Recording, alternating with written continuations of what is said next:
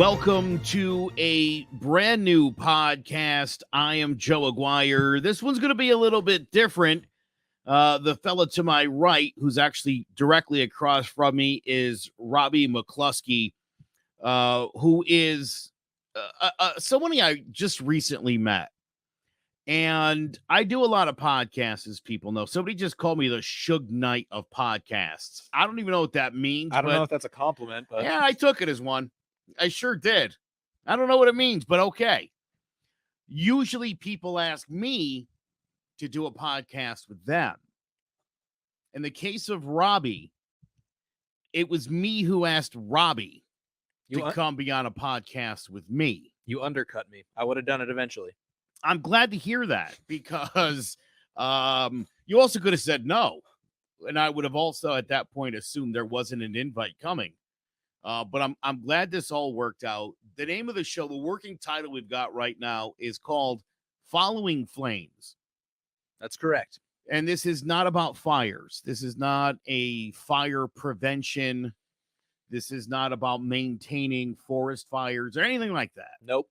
What this is about is more or less humanity and the development of human beings to be the, you know, it's funny. We were just talking with my wife before we started recording, and she's in a battle with people she doesn't know on Twitter about, I forgot what she even said. It was about, She was a bystander more so. Yeah. She's in the stands. But she feels compelled to get into it. And so listen, communication is paramount to humanity. Mm-hmm. And, you know, Robbie and I we discussed this for about an hour the other night. My belief in how present day humanity came to be about, like what was the shift somewhere between 90 and 50,000 years ago where modern humans became sort of just like us. And the biggest aspect that I see, Robbie, that's exactly the same as the first real humans, was the idea of sitting around a campfire, cooking some meat, drinking a beer. Camaraderie. Right? Camaraderie just happens. Like, listen, when you're at a fire, one of two things is happening. Total kumbaya, everyone's chilling out, or someone's getting their ass kicked. Yep. It's one or the other. You're either going to have an amazing time, peaceful and fun, or someone's getting jumped. Or there's the in-between moments where it's the only acceptable time for somebody to zone out. Anywhere else outside of a fire, you see someone zone out, they're like, you okay? At a fire, somebody zones out looking at the flames, and then the first thing somebody says after like an awkward silence is, man, I love looking at fire. Fire's great. Fire's mesmerizing. It's the perfect zone out acceptability. Fire is an element. And it's the first element that humans mastered. And that's pretty amazing when you think about it. Before wind, before water, humans somehow were able to harness fire. Now, if you don't understand the connection to all this, I'll explain it. Humans started cooking food. Lord knows how that came to be. Whether it was they had fire in some tight quarters, maybe it was near the food cooked, and they were like, oh, that's actually pretty good. Because here's the shift that happened with the cooking of food was the stomach shrank, the brain grew. And we became obviously the most intelligent species on the planet, if you're not counting octopus. But we'll talk about them on another episode. Yeah, those things too much to talk about. Fascinating. For both of those topics. Yes, sir. So here's the other thing. The oldest known recipe for humans, beer.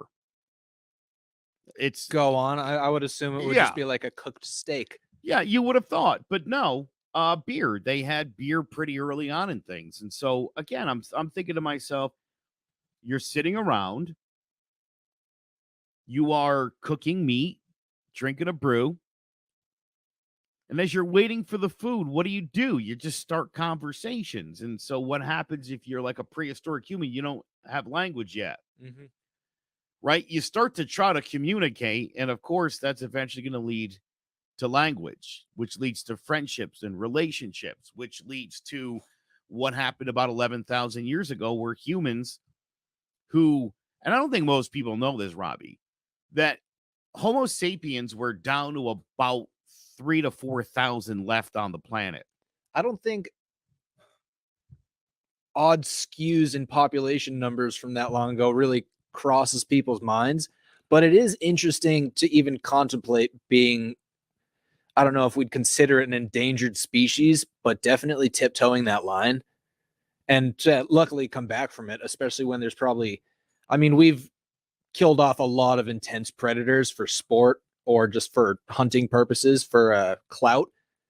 But back then, world's so much more populated with all those terrible predators. So tiptoeing the line just based on numbers, tiptoeing it also based on luck and the predatory nature of the entire planet at the time. Louis C.K. does a really funny bit about how we removed ourselves from the food chain. And he was like, imagine if there were still like cheetahs chasing you to the bus stop, like you would be dead. Imagine if you had to go out and hunt for your own food every day. Most of us wouldn't survive that first afternoon, right? It would be bad. So I got a book. It's called The History of Everybody in the World. It's by a doctor whose name is totally escaping me. He's a PhD. I'll tell you the name when I look it up in a minute. But I read about the Human Genome Project. Do you know much about this? Oddly enough, my personal trainer's husband worked for the company that mapped the human genome. So that's insane. He was a pretty high up part of that company. I love that. So as I started to read about the Human Genome Project, I just became fascinated with Africa, right? Where it all sort of began. And I told you this. This is something about me that people should know. And you can laugh at this because it's funny. I watch a lot of videos about lion prides, like in action. I've gone down stranger rabbit holes. Yeah. I have a favorite lion pride, the Mapogo brothers, one of the great coalitions in the history of lion coalitions in recorded human history, right? That's how much I like lions. But because I'm just fascinated by, and you know what I think about, Robbie, is again like early modern humans. How in God's name could they survive? Because look at us. Again, understand for the last 90,000 years, this is it. This is what humans were surviving with. They weren't fat. We were smaller too, height-wise. Yeah, we're shorter taller than we've ever been now. That is correct. That is 100% correct. How in God's name were they able to compete with lions, hyenas, who actually have a stronger bite than lions do? Did you know that? I didn't know that. No. Yeah, they have one of the strongest pressure of any species. It's comparable to alligators. I was gonna say alligators must be another one then. Yeah, right. I mean, again, everybody knows alligators, crocodiles are very well known for the bite pressure that they put down. Hyenas actually are better at, or have a stronger bite than lions do. So cheetahs and leopards, panthers, jaguars, no matter where you go, mountain lions, cougars. We're just talking about big cats, which is just a small percentage of it. Yes. This is crazy too. Like buffalo and rhinoceroses kill humans every year. I mean, they still kill stupid tourists in Yellowstone. Yeah, they do. Bears. You know, we'll talk a lot about bears on this show because you love bears. I love grizzly bears more than any other animal. Grizzly bears are on my top 10 list, I'll tell you honestly. And when it comes to outside of Africa, they're number one. I love bears. Bears and wolves. I'm fascinated by wolves. Something people might not know. Only the alpha male and female mate. Yes. No one else is allowed to mate in a wolf pack. That's why they eventually have to leave and go start their own packs, because they want to be able to mate. That's like I heard survival of the fittest and fighting for a mate, but literally just keeping the top ones. Yeah. And their cubs get preferential treatment. They're like the prince and princess of the pack. So, Class they gotta, systems. well, Yeah. and again, in not to be too weird, but like in these lion videos, the term the lion share. It's because the male lions, whether they were in on the hunt or not, they get first sitting and they eat until they're full. Then the lionesses, who actually are in charge of the pride and do they're the hunters. They do all the hunting. Yep. And they get to eat next, and then cubs and yearlings go after that. That's like 3-year-old lions. And again, if you're a male lion, you're about 3 years old, you just know one day you just get up and you're like, I gotta go, and you leave. That's crazy. Like, they just know. You don't have a 30-year-old kid living in your basement, and you're like, all right, listen, Junior, it's time to get your life together. When you're a lion, dude, you're like 3 years old. Well, even not even just lions, but other big cats are even way more secluded than that. They might be with their mother for a short period of time, then they're on their own. Well, that's true. Yeah. Lions are the only social big cat. Cheetahs and leopards, panthers, tigers, they're all solo artists. Snow leopards are just, I'm pretty sure I remember hearing that snow leopards will come back to a certain area, but just to find like the off chance of finding one mate. And then they obviously have to compete with other people that are returning to that area, other snow leopards that are returning to that area. And it's a completely almost perfect timing based mating system for male snow leopards, which is obvious. I mean, the lion, the pride of lions mating rituals or mating processes make a little bit more sense than that. It's amazing to think that these things have actually survived this long with human presences as well, obviously because they're so well camouflaged and so secluded in the mountains. But big cats are fascinating. They're my favorite. By the way, the guy that wrote A Brief History of Everyone Who Ever Lived is Adam Rutherford. He's a PhD, and it's an amazing book. But I got super into it because of the Human Genome Project, and they were able to literally trace back the first human, Eve, who gave birth to the first actual modern human, and she wasn't a modern human. Does that blow your mind a little bit? So she was the person she mated with a modern human by any means? I'm not sure. Well, because she gave birth to the first one, so I would say no. Yeah. Which leads me to believe that perhaps he was a Neanderthal. Maybe she was maybe she was Devisonian. I mean, plenty of documented inbreeding between the two. Yeah. And this could be the result. Now, one of the things that we were talking about the other night, our similarity to chimpanzees. Everybody knows, obviously, humans are, primates in the great ape category. We share 97% of our DNA with chimpanzees. And I love chimpanzees. I don't know how much you watch chimpanzees. There's actually an island in Indonesia where they live there and they're being closely watched and guarded and taught to live on their own. But if you look at their arms, they have longer arms than they do legs. Kind of like what I think modern humans sort of look like. Now, and this is going to upset maybe some religious people because I know evolution is something that some people frown upon. But if you look at the chimpanzee, you understand the DNA, it's so close, right? But you're like, oh, they're furry, red fur, but they're bipedal. They walk on two. They have a strong understanding of the use of tools. Yeah, well, right there you go. But think of the arms. Think about your own arms if you are climbing in a tree, which we've all done in our lifetime. It's very natural up there for us. We are the chimpanzees that came down out of the trees and stayed on the ground. That's why the longer neck and the ability to be able to look over things. That's what that comes from. Like, that kind of stuff blows my mind.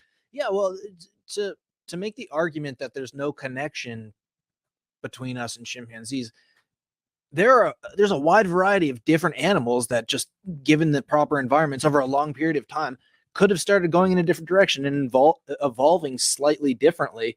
I mean, even just based on some physical differences of humans, like we're all like a part of the same species, but not everybody looks alike. Maybe different areas, like people from extremely cold climates are extremely pale. Just different physical differences. And we're not saying, oh, we have no, I mean, some of us who I would kind of argue might be kind of crazy in my view are saying we're completely different species. But I mean, little things like that. People evolve, species in general evolve over millions of years in a different fashion, given the environments that they come into. Yeah. So there's such a huge argument and a lot of proof that I would love to put out there. Not that a lot of people these days need to be convinced that it's there's an existing connection between us. And I mean, like you said, chimpanzees is just the closest connection. And there's a lot of different species in the monkey kingdom that could have some not as close, but very similar styles of DNA. I love watching monkey, baboons, apes, gorillas. Dude, like you look in their face and you feel like you're looking at something that's very closely related to us. And I think that you're being intellectually dishonest if you could look at a monkey, a baby monkey, when they're first born and tell me that doesn't look like a human child. They display so much of our like emotional connections too, social connections, different interactions.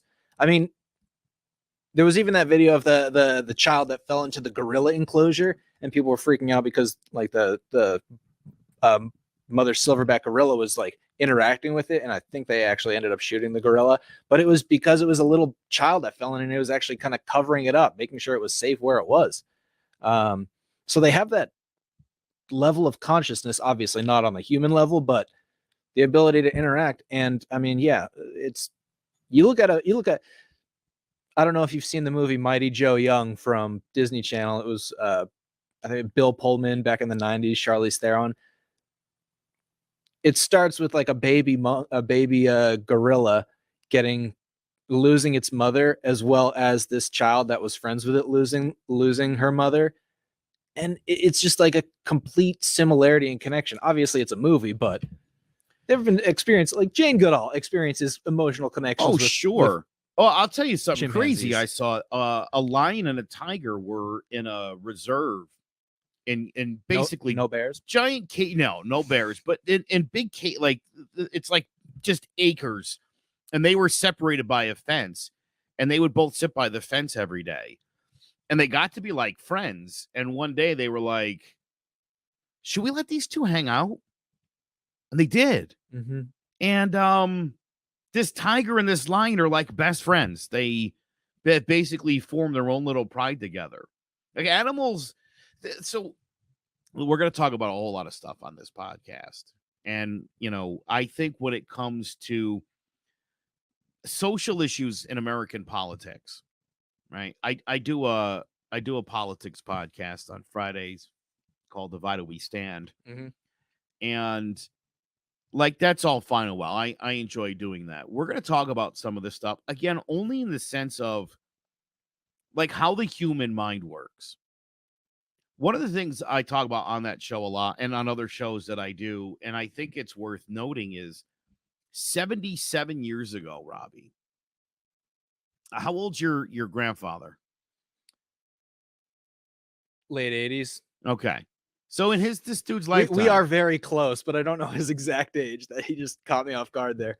I was just glad you weren't like he's dead, because usually when I ask stuff like that, that's the answer I get. Like, yeah, he passed away 4 years ago, and I'm like, oh, geez.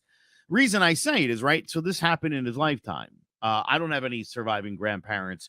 My dad's 75, so he was born actually. I think my dad was actually born in 75. My dad's literally almost the same age as your dad. Oh, is that right? Yeah. Oh. He was born in 49. Oh, all right, good. So, and in England, so that's interesting. Pretty much a brand new country just from rebuilding alone. That sounds like something we'll have to dig into on this show as well. But yeah, just we're very tribal. Humans are tribal, and why wouldn't we be? We're animals. And I think if you can get over the idea that we're animals and not some special creature that was made in the image of God, if you can understand that we were a monkey And again, all monkeys and all primates are show higher levels of intelligence and can do all sorts of really cool things. If you consider that humans are just an ape, everything about the way we behave makes a lot more sense. Yeah, and I would argue in the context of someone who might not believe that, it's a lot of pressure to say, you know, we were created as this like golden image of God. That's a lot of pressure to try and live up to, as opposed to when I hear like we come from chimpanzees, I'm just like, okay, you know, we've conquered a lot of things. If I'm feeling down about myself, I typically don't go to we used to be chimpanzees, but it's like we've got a history of growth, development, conquering, overcoming obstacles, Yeah. as opposed to just being, as Dennis Reynolds would say, golden gods. I went to Catholic school, so I learned about creationism and all that. And I remember the first time someone explained evolution or explained that humans were related to the monkeys, I was like, maybe you are. And then I like looked at a monkey and I thought, ooh, yeah, I see it. Right? I mean, you just look and you see it. And you know, here's another one, pigs. Pigs share a lot of similar, I think 90% DNA with humans, if I'm not mistaken. Now, have you ever heard a pig as it's being slaughtered? Yes, but It sounds like it's like I've heard pigs squealing. I don't think, like, I've never been there firsthand account. they sound like a child, a human child screaming. That's what it sounds like. And so I'll be honest, I haven't heard a lot of human child screaming, but you're also a dad. I'm a dad of 4, so trust me on when I tell you, it's what it sounds like. I remember the first time I heard these pigs being slaughtered. Don't ask me why I was watching that video, but to hear it, I thought, oh, dude, now this makes sense why people were anti-ham and not wanting to eat. Like, if you look at that little piggy face and you hear it screaming like a child, I could see where that wouldn't sit right with people a couple thousand years ago. Joaquin Phoenix went to the pig slaughterhouse after he won an Oscar just a couple of years ago. Trying to get attention probably through that. I like animals a lot, but I am not by any means a vegan or somebody who, you know, listen, we got to eat. And again, take out the religious crap. Consider we're animals. Animals eat animals, except for the animals that eat plants. I would also say, have the animals considered tasting worse? I don't have a problem with veal either, I'll be honest. I like a lot of I like veal. Stuff I haven't gotten. I'll appreciate different tastes. Yeah. Veal, you know what veal is? It's like a baby calf. They don't even let it get fat. They keep it in the cage and they kill it and you eat it and there's very little fat on it. I learned about veal from Shrek. Yeah. I wanted to not like veal. I think when I first heard what veal was, I was like, no, that's not right. And then I ate it and I was like, no, that's very right. So I don't have a problem with that. I don't like when people crack seals over the head and take their minks. I don't like that. Yeah, that's too barbaric. But then again, that's also us fighting off our animal nature, kind of. Yeah. Well, you know, listen, I think I'm not a Donald Trump fan. I'll throw that out there today.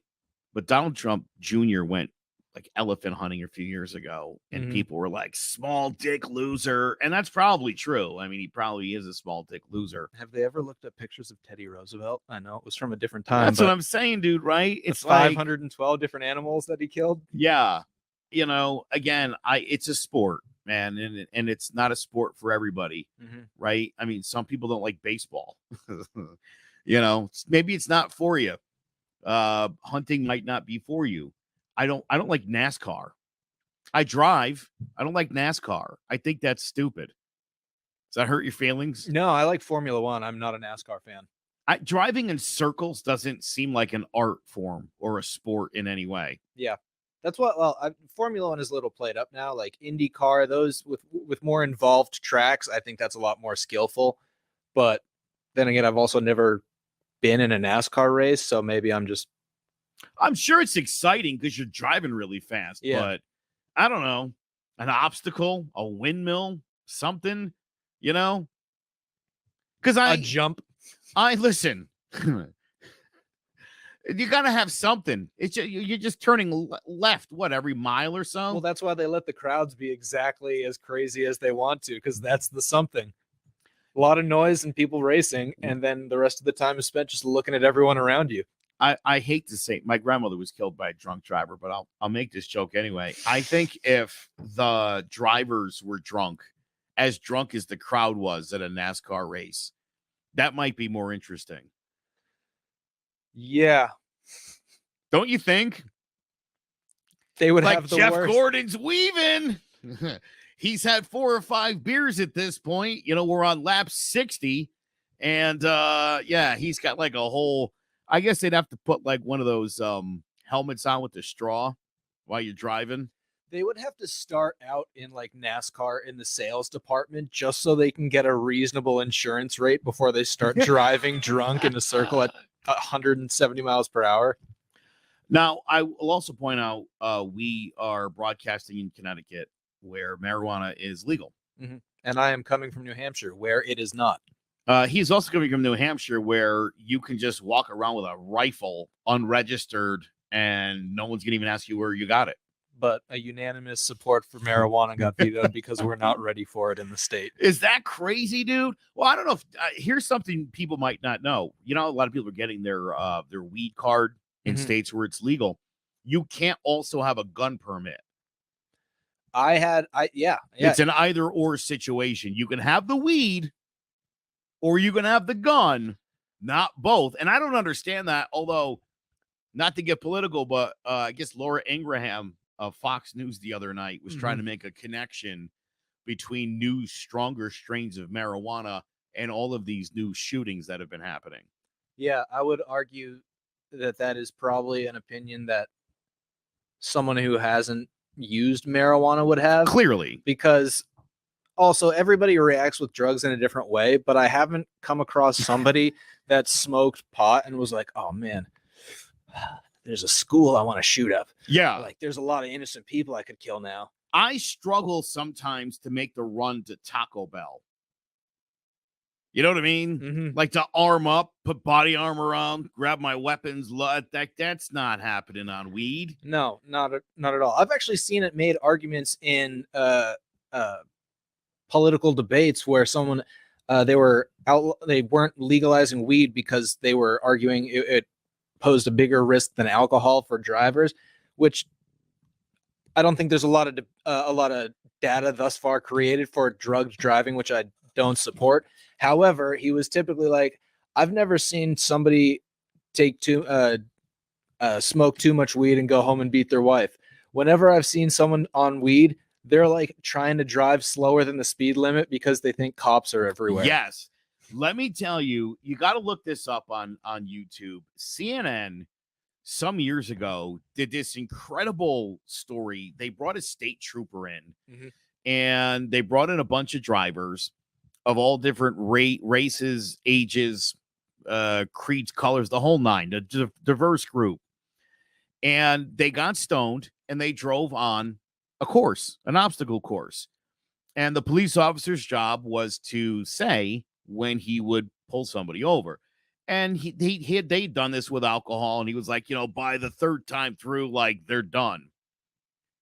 Dude, let me tell you how the weed people did. Okay. The weed people were like hitting a dozen times around. And the cop was like, yeah, no, everybody's doing great. And they talked to this girl and she was like, yeah, like I'm super, super baked right now. Plus, I was already high when I got here. She went for like 4 more times through, dude. But there was this other guy who also got there and was pie-eyed when he got there. Mm-hmm. This dude went around the course, I kid you not, like 20 some odd times. To the point where they just end, like the cop was like, nah, dude, he's fine. I still wouldn't pull this guy over. Yep. And he had smoked like 8 joints by that point, and however many bong rips he took before he left his house to go do it. Mm-hmm. people that are on weed are I just said on weed. On like weed. That's why. I'm That's my what. grandfather. That's exactly why I stuttered before I said that earlier. I was like, "Don't say doing weed." What are you doing? The weed? Are you on the weed? Yeah. I'm smelling the devil's lettuce. As long as I don't call it the Google, I think I'm gonna be all right. Yeah. That's when I know. We're doing the Belichick. Yeah, I'm not on Snap Face or Snap Face. Insta Face. Yeah. I don't know. People again, this is and again, how many other problems do we have in this country where it's like people have formulated an opinion on say abortion, for instance. When I tell people, and this comes up obviously on my politics podcast a lot, who gets abortions? Who's the number one abortion age bracket, do you think? Do you think it's 20-year-old sluts that are using abortion as birth control? I was going to say 18 to 25-year-old white males. That's hilarious. No, it's funny. The answer actually is women 35 to 45 who already have children. And again, this is the place that's called Planned Parenthood. Like, forget what you think you know about Planned Parenthood and just focus on what that term is. A Planned Parenthood. So if you're not financially able to have the child or not emotionally ready or whatever your situation might be, that's the whole idea. You want a planned parenthood, not an unplanned one. Unplanned ones don't always go as well. And it can't be said enough times that abortions aren't the only thing that Planned Parenthood does. Right. It's like wanting to shut down gas stations because they sell cigarettes. Right. There you go. It's cutting off if you're whether you're pro-choice or pro-life, cutting off funding in general to something like Planned Parenthood isn't just getting rid of abortions. It's such an important aspect medically and knowledge-wise for people when they're trying to have kids, especially that first time. Even if you've got kids, you've got a little bit of you've got personal experience with that. But so many people that go to Planned Parenthood just have no understanding of what it's actually like or what hell could come along with it. I have 4 children. I obviously don't believe in abortion. Because no one should have 4 children. You don't need that many, honestly. If I'm being honest with you, 4 is a lot of kids. So I personally feel like I'm an anti-abortion person. Like I'm just, that's not something I would consider. Okay. I'm pro-choice though. And you can't eliminate any of the choices. The choice can't be, you have to have it, give it up for adoption. That's not a choice. That's like a forced mandate. And we just went through a whole debate about forced mandates and how much we hate them. Also, even with abortion, there's overflowing just foster homes already. Like, adoption isn't a solution to a problem that's bigger than the solution you're offering up as an argument. Right. But I am also pro-choice. I would first of all, if I'm with a woman who's having a kid, like, I'd like to have some input, but I'm going to be like, hey, where's your mind at first? Like, that's just me. Because I've known people on the opposite side, and I'm just like, that doesn't necessarily sit well with me. But when it comes to just, like you said, the mandates of something, I think everyone is, if you put something in a blanket statement like that, like, it was almost like the skit Republican or Not from SNL, and they were like, this is Jimmy. He wants people to have their own say over what goes on with their body. Is he a Republican or not? Oh God, yeah, I saw and that. They were that like, was funny. What context is this? They're like, that's the whole show. Yeah, that was hilarious. The woman was like, I'm from Ohio. I'm really good at this. And she wasn't. Yeah, dude, I talk about this like all the time. Like, I feel like, right, if you were one of those people that bitched about having to get a vaccine and wear a mask for the last couple of years, and you're like, no abortions, it's like, oh my God, dude, that my body, my choice thing, you don't even feel the irony there? No. That's insane. Now, I had a buddy, and I understood his stance on this, but in the end, I'm going to explain this to you. he was like adamant about abortion being banned. And I was like, what is your obsession with abortion being banned? And he told me, been seeing this girl. She got pregnant. She told him she was having an abortion. She went and had it behind his back. And he was pissed. How dare she? And the more I got to know this guy, the more I realized she knew what an asshole he was and clearly didn't want this douche to be the father of her child. So there's that too, because listen, in a lot of these states, man, if that thing does get overturned, if your dad got you pregnant or just some random rapist that came through your window, you have to have the baby. Yeah. And it's so disturbing that people are like, that's still a blessing. Like, it's unfortunate that happened. And do you see where we are again, Robbie, when people talk about it's a blessing? Because how did the baby get there? If you ask my ex-mother-in-law, who lives just outside of Atlanta, Georgia, it's because God put the baby in there. Yeah, I'm actually glad you asked me that as a rhetorical question. Yeah, no, I didn't want you to. We'll do a sex education episode in the future, but yeah, God didn't put the baby in there. I'll explain it all to you. Right? Semen fertilized an egg, and that's how the baby was there. It's not a special blessing. It's just, again, listen, if you think that life is super special, you should watch videos on wildebeests and zebras giving birth, because I would tell you about 1 in 10 survives. The rest get eaten about an hour after they're born. If there is one miracle aspect about getting pregnant, it's the fact that one cell outraced like 1,000 and just won a giant race for the first thing to do to become a life form. That is insane if you think about it. Yeah. That thing doesn't even know what it's like the Boston doing. Marathon being released inside. You'd be like, get to the finish line first. Now, listen, some people have slow swimmers. Does that mean God doesn't like those people? Or is that a medical condition?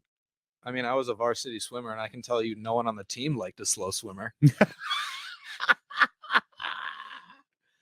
My cousin spent like $120,000 on IVF, in vitro fertilization, to have their kid. Oh, yep. Yeah. And he's a great kid, and I know they love him to death, but I don't know, man. I don't think I could spend that kind of money to bring on those kinds of problems. I can't even spend that kind of money on myself. You're going to $120 grand. $120 so that you could spend about $450,000 to raise one. It's a big investment, and there's not a lot of ROI. Yeah, well, if you've got that kind of money, your kid's probably going to have a good chance at doing well. So now, if it's an investment. That's why I would have a kid. It's a long-term investment. I'll tell you what's nice is the tax break that you get when you have a kid, especially if you have the kid late in the year. Why late in the year?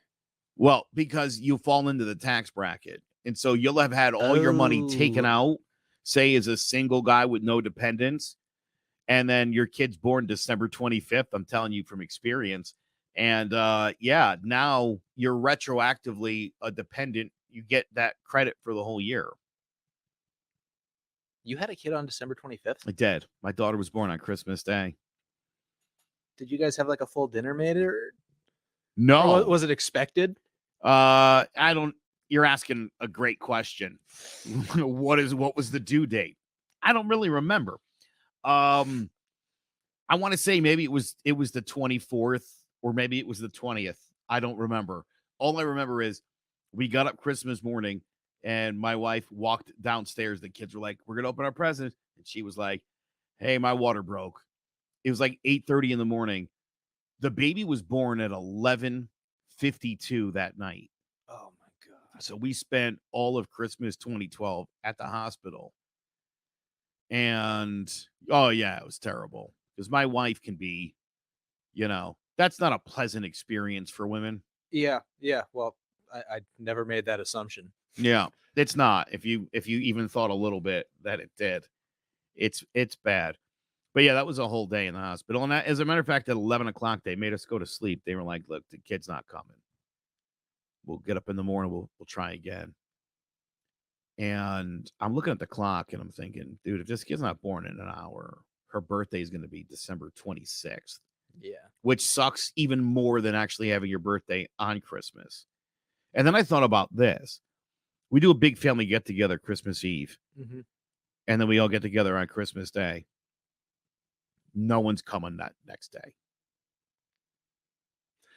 Your birthday sucks if it's the 26th, the 27th, the 28th, the 29th, or the 30th of December. I would pay $120,000 just to bribe the doctor to write 25 on the birth certificate. Just so we can be like, man, this is going to be every year with this. Can we just please make this a little easier? Like, this kid's going to feel so unimportant. So this is what our show is going to be about. It's going to be a lot of this kind of stuff, and we're going to delve into, again, just super interesting things that we're both fascinated by. We'll be talking a lot about outer space. One of the things I recently learned is there's a 250,000-mile hole in the sun, and scientists don't know what's going on there. That recently developed? Yes.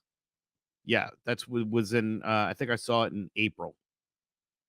And I thought to myself, I know Johnny Depp's, got a civil trial, but why aren't they talking about this giant hole? And nobody knows why there's or if it's always been there. They don't even know. Yeah, I mean, I'm still a little bit more interested in Johnny Depp, but no, I'm just kidding. Yeah. What a fascinating trial, by the way. Yeah, that was, oh God. If we're wrapping up, we can't get into that, right? That is just, I don't want to get into that because we could totally talk about this because it's not done yet. Obviously, Amber Heard has no money. She's going to have to appeal it, or she's going to have to start an OnlyFans, I suppose, to I'm raise still that kind honestly of dough. willing to believe that at some point they're just going to be like, this was the world's longest reality prank. Yeah. Dude, it's funny. All during that trial, I was just waiting for the judge at some point to just look at her and be like, Miss Heard, we just want to wrap this up. Like, let's having actual footage of the judge at the end when everyone stands up, like for her, she just takes off her glasses and like rubs her eyes, shaking her head. Yeah. And nobody really no one was upset about that because everyone knew how much of a joke everything was turning into, which is horrible to say about such an intense subject. Yeah. But to have it almost just become a comedy, gaining viewership from that is absurd. But then again, she also did like take a dump in his bed sheets. I did ask the question early on. Allegedly. I don't know the legal statute right now. I asked early on. I asked this of my wife. She's a big liberal feminist. She is. She knows that. She's cool with it. But I said to her, because she was like, you watching this Johnny Depp thing? Like, Amber Heard's nuts. And I was like, oh, I thought we were supposed to believe the women. Like, no, not this one. But so I've been talking to people about this the last few weeks, and I'm like, there's, especially with white dudes, like obsessed with the idea of false rape accusations. Now, I'm 46 years old, and I'm proud to say I've never been accused of rape, not once. Zero. I like my NFL quarterbacks to have never been charged with rape. Yeah. I am not a Kobe Bryant fan because of his experience. And I think for a lot of people, if you really knew the story about what happened with Kobe Bryant, you wouldn't be like, Kobe. I'll be honest, I have no idea what you're talking about. We're going to do a whole episode about Kobe Bryant and the rape and how he tried to throw Shaquille O'Neal under the bus to the cops during the rape investigation on the scene shortly after it occurred. Oh my God. Yeah, I have no idea what you're talking about. I was probably around that time, I was probably just like googly eyed at the Celtics being like, Paul Pierce, Antoine Walker. Yeah, this completely missed me. Oh, dude, yeah. People are like, why don't you like Kobe, man? And I'm like, dude, he's a rapist. And they were like, nah, he got off on that. Like, he got off on that all right. And it cost him a lot of money. Yeah. But the evidence was damning. And if you listen to his statements, they're not good. But again, it was like, oh, this chick's trying to get famous. By what? Like fucking Kobe Bryant? How does that make you famous? Was Kim Kardashian around at that point? No, I don't think she was yet. I don't think she was a person yet. I think that was right around the time Nicole Richie and Paris Hilton were coming into play. So, oh yeah, One Night in Paris. That whole yeah, situation. you've seen that movie. I was in middle school. Yeah. I gotta tell you, dude, I don't know. I've never been with anybody who's like, we should film this. Mm-hmm. And anyone that asked me that, I'd just be like, look, I don't have the lighting. This is a horrible space. I've never even been asked. You know what I mean? Because I do have nice equipment. I mean, I'm probably green screen or no, dude. We're gonna be on a beach. Totally. We could make some things happen. No one's ever asked. And that's shocking because there's a lot of porn out there. Mm-hmm. There's a tremendous amount of porn out there. And I thought to myself about this recently. Right? There's even amateur porn. I mean, OnlyFans is who's not having sex and posting it online? Is it just me? I don't know. I'm not making any money off it if it's on there. Who said you have to make money off it?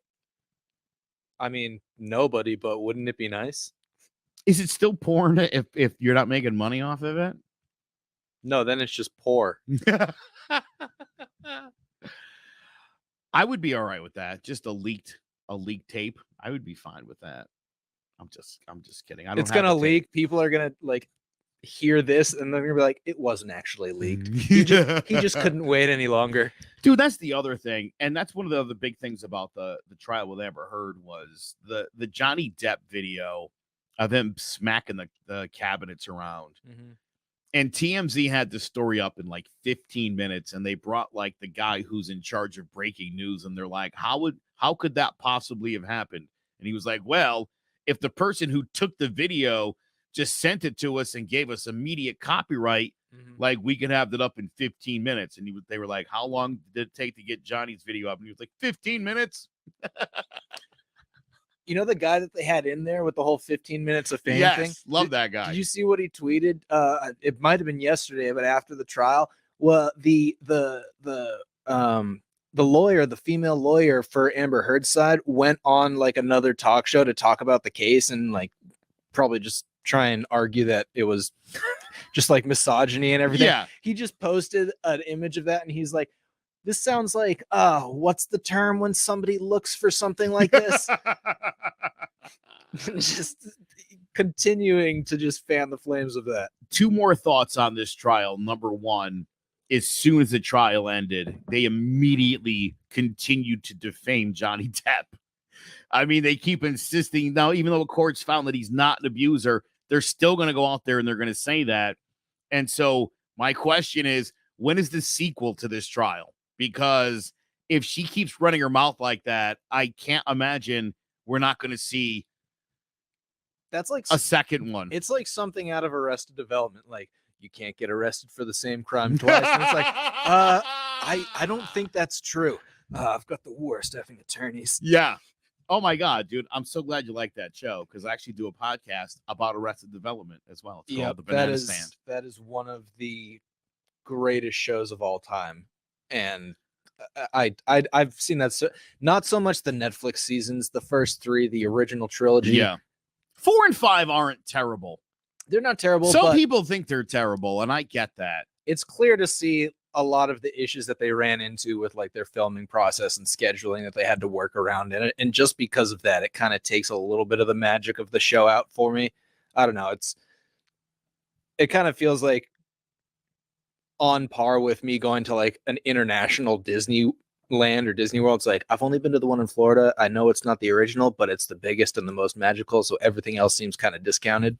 You brought up Charlize Theron before, and I just her appearances on Arrested Development, Mr. F. I mean, if you don't know the show, I'll tell you right now too, and I'm glad you like the show. To me, it's one of those shows where if you get it and you think it's brilliant, I personally think it's because you're a funny person and you are very witty and smart. This is not like Big Bang Theory or 2.5 Men where it's, fart and dick jokes all the time. It's a smart studio audience telling you when to laugh. Right. Yeah.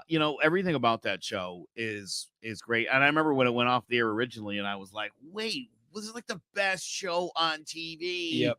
And then I saw the ratings were like putrid, and it's like, dude, what? But also, Fox really, they had a really good show here, but they used to run Arrested Development like during the animation block on Sunday nights. It was like Simpsons, Futurama, Family Guy, and they would just stick Arrested Development All in of the those middle shows of that. Fox messed up with as well. Yeah, well, yeah, dude. And again, it's like, The Simpsons, you can be a dumbass and you could still love The Simpsons. You're just catching the first joke and not the one that comes right after it that we're all laughing at. Or the next 3 jokes, frankly.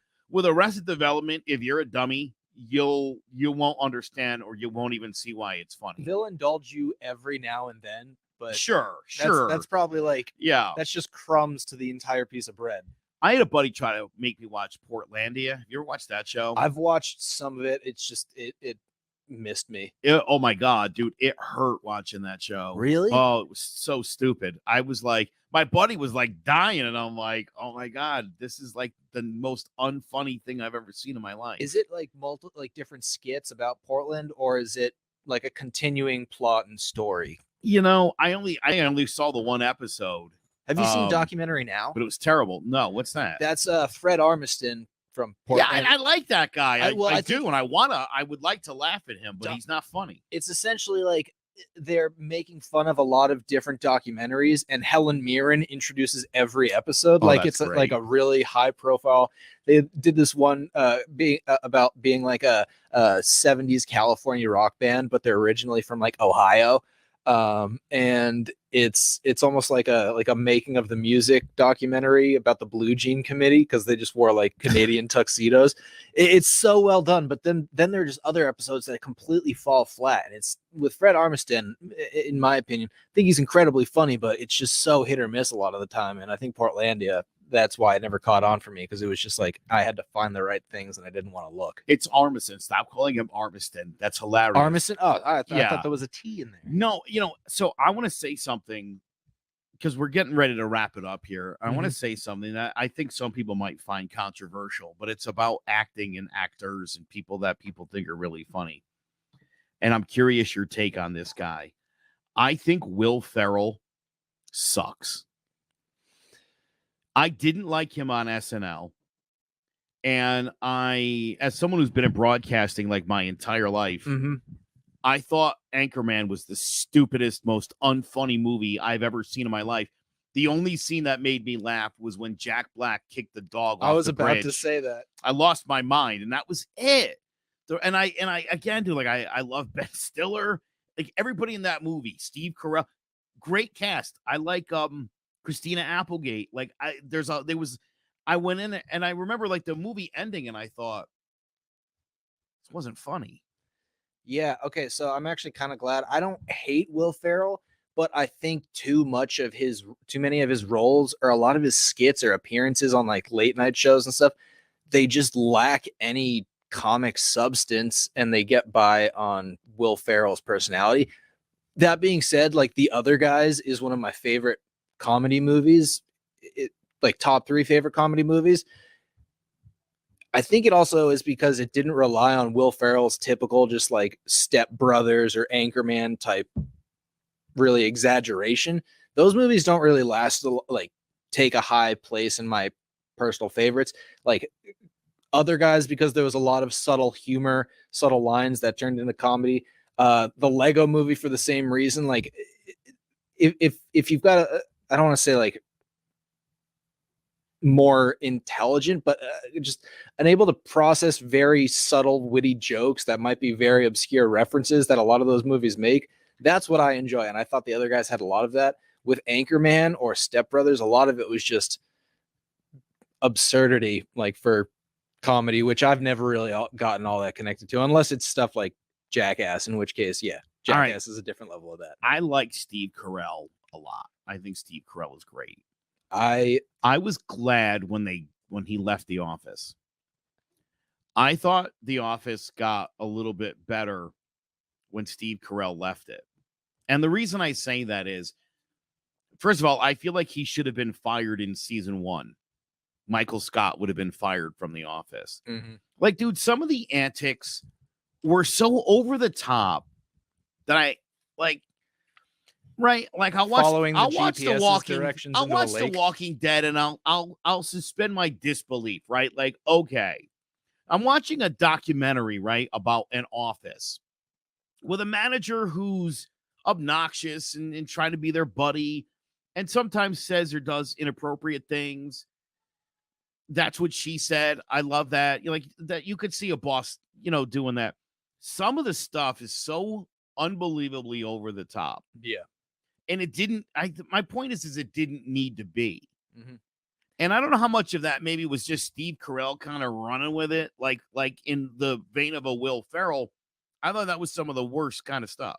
Yeah, I like Arrested Development because I think they got that kind of awkward stupidity to a very good level. And I'll admit right now, Steve Carell like typically ruins things for me. Like I don't know why, but okay. I saw Evan Almighty, and it just red flagged Steve Carell in my mind forever. And I've tried to overcome it, but it just doesn't work.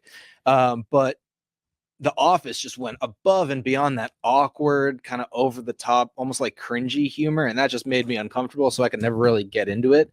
But an example in The Office that I always thought was just like not funny when Dwight, and I love the feuds between Jim and Dwight, all that stuff. I think that's a great like recurring bit. But like when Dwight was following the GPS into a lake because it was telling him like to turn right here, and he just goes right into a lake, and I'm like I cannot suspend my disbelief at like to that level. What would you do if I told you I drove into a fenced-in lot because a GPS told me to do it?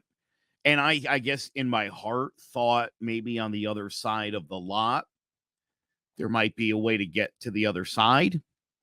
And there wasn't. I had to turn back around and go all the way around the block. But I've done that. But I would assume you'd be smart enough not to go down a declining road. Robbie, I don't know how far I was willing to take it. You know what I mean? If there had been a lake, I destroyed a radio station van by pulling into a parking garage that I knew I didn't have access to clear.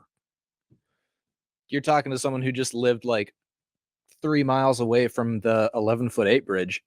You ever seen that? Yeah. 11-foot-8. Yeah, that's in Durham, North Carolina, where I was at for a while. And they still have the CCTV cameras pointed at it. Yeah. Totally worth it. Yeah.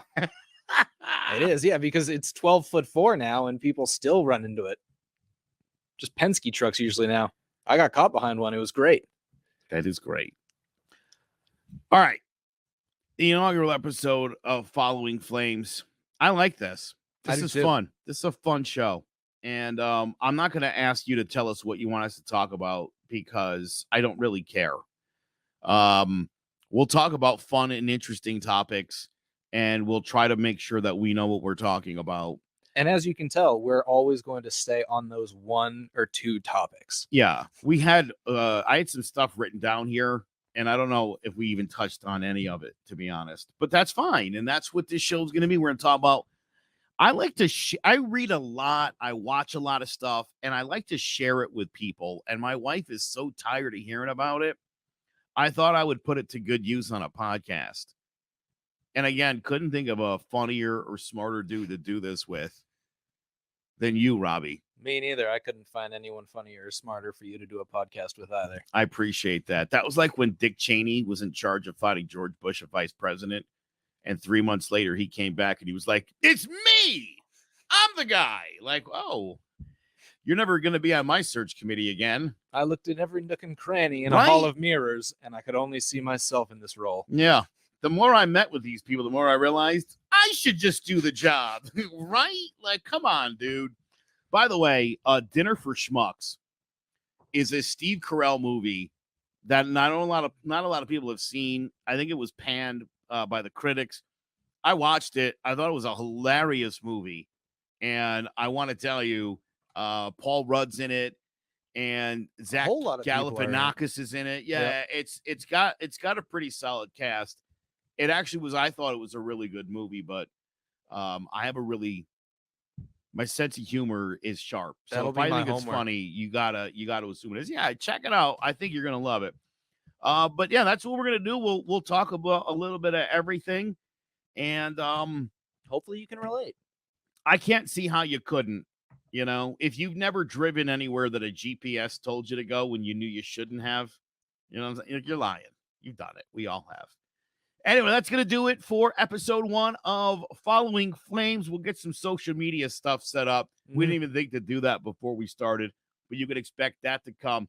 For Robbie McCluskey, I'm Joe Aguirre. We'll catch you next week on Following Flames.